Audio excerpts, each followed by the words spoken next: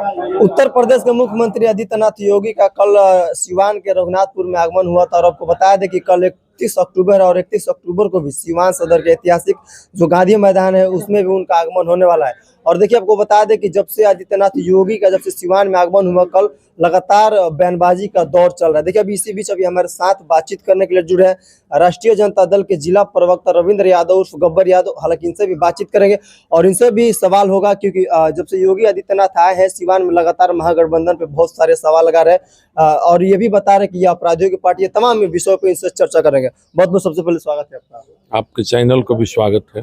कल योगी जी आए थे रघुनाथपुर में, आपने भी उनका बयान देखा ही होगा, बहुत सारे आरोप भी लगा रहे हैं महागठबंधन के ऊपर, क्या कहेंगे इसको लेकर?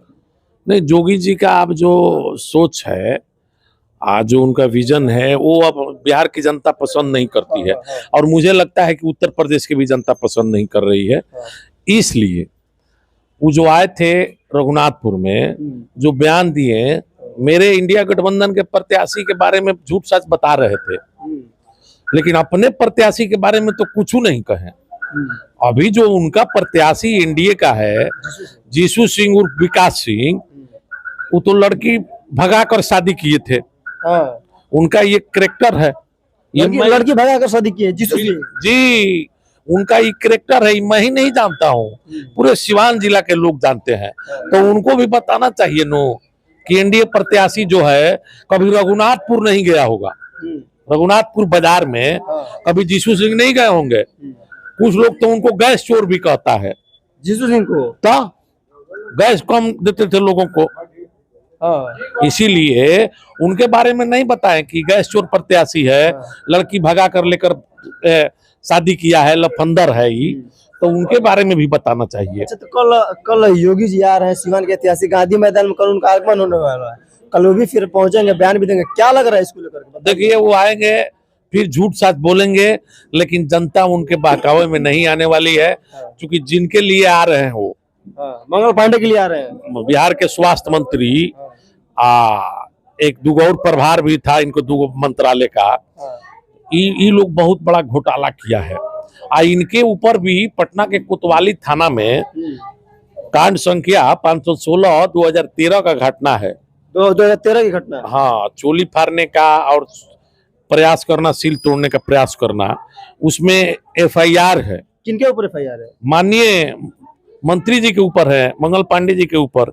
इस शायद सिवान की जनता नहीं जानती है, बहुत कम लोग जानते होंगे, लेकिन इनको भी अब लोग कहने लगा है कि जब से जानना शुरू किया है आज ही से, तो लोग इनको भी कह रहा है कि चोलीफार मंत्री हैं। इसलिए इनके बारे में भी उनको बताना चाहिए कि 2 करोड़ रुपया इनके पत्नी के खाता में कैसे आ गया, इनको पते नहीं है। ये जवाबे नहीं दिया आज तक।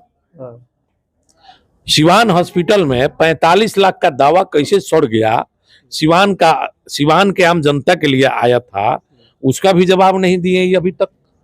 एम्बुलेंस घोटाला लगा, रुई कटन घोटाला लगा, किसी का जवाब माननीय मंत्री जी नहीं दिए हैं। इनका बड़ा बड़ा देहरादून में फार्म हाउस है, बेंगलुरु में बहुत बड़ा अपार्टमेंट है इनका।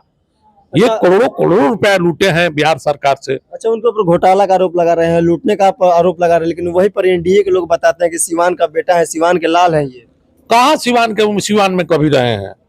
कौन कह रहा है कि सिवान के बेटा है, सिवान के लाल है? एनडीए के लोग कह रहे हैं। ना ना ना, वो तो पटना उनका घर है। सिवान संसदीय क्षेत्र से भी, सिवान जिला के महाराजगंज के हैं वो, सिवान संसदीय क्षेत्र से भी बाहर है और उनसे कहीं भेंट भाट होने वाला नहीं है किसी आम जनता को। वो जान गया है, जनता जान गई है कि कहीं आदमी नहीं भेटाएंगे, इसलिए इनको वोट देना बेकार है। और यहाँ के गांधी, सिवान के गांधी और सिवान के लोकप्रिय जनप्रिय नेता माननीय श्री अवध बिहारी चौधरी को लोग चुनाव जिता रहा है, जिता करके पटना भेजेगा, इसलिए इन पे विश्वास कर रहा है। अच्छा, एक सवाल आपसे और करेंगे, आपके भी दल के कुछ नेता हैं जो यहाँ से निकल करके एनडीए के साथ वोट मांग रहे हैं, पांडे जी, क्या कहेंगे? टूना पांडे जी को लगातार देखा जा रहा है कि एनडीए के साथ जा रहे हैं, एनडीए के लोगों के लिए वोट मांग रहे हैं, बोले कि 8 विधानसभा में हम घूम रहे हैं। देखिए, पॉस्को एक्ट वाला जो पांडे जी हैं, पॉस्को एक्ट, हाँ, जिन पे पॉस्को एक्ट का धारा लगा है, वो पांडे जी भी वोट सुनने में आया कि मांग रहे हैं, बिन बुलाए मेहमान है, वो किसी दल में चले जाते हैं। उनके वोट मांगने से कोई प्रभाव नहीं पड़ने वाला है।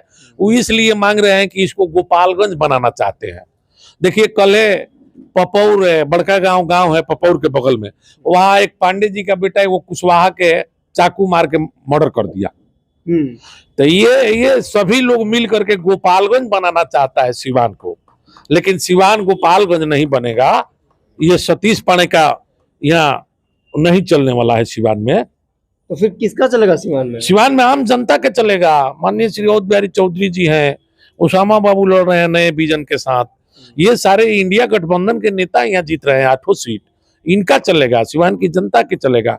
अब जाइए ना गोपालगंज में, कहता है लोग कि सुशासन की सरकार है, किसी ठेकेदार से पूछ लीजिए, कोई ठेका कराने जाइएगा गोपालगंज में 2% पहले ही माल जाके दिया ना होगा सतीश पांडे की यहाँ, तो अब आपका काम होगा, नहीं तो नहीं होगा।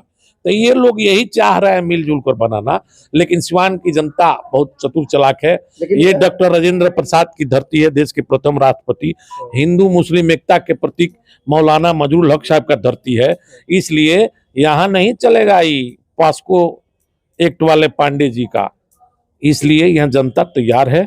अच्छा, 6 तारीख को मुंह तोड़ जवाब देगी और इंडिया गठबंधन के 8 विधायक जीतेंगे और बिहार में तेजस्वी जी मुख्यमंत्री बनेंगे, तब जाकर बिहार का विकास होगा। सरकार की आप बात करें, वही एनडीए के लोग बता रहे कि अगर इनकी सरकार आएगी तो गुंडागर्दी, दादागिरी, राजनीति इस तरह के होने लगी पूरे बिहार में। अच्छा, तो उनका चुनावी विजन क्या है?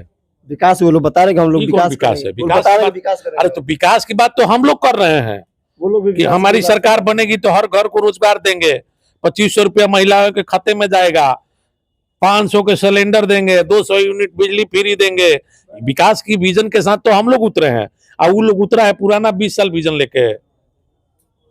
क्या तो ये झूठा बात नो है। मंगल पांडे से हमने सवाल किया ये, तो वो बता रहे कि विकास के मुद्दे पर चुनाव लड़ रहे हैं। क्या विकास है उनका? क्या विकास करेंगे आने वाले दिन में? पूछिए क्या विजन है आपका? हम लोगों का तो स्पष्ट है, लेकिन उनका क्या? मॉडल अस्पताल बनवा दिया, मॉडल अस्पताल, इलाज उसमें हो रहा है कि रेफरल अस्पताल है। आपका हाथ भी छिला जाएगा तो जाइएगा तो रेफर टू पटना, कहीं आपका पैर कट गया तो रेफर टू गोरखपुर। ये कौन अस्पताल बनाए हैं जी?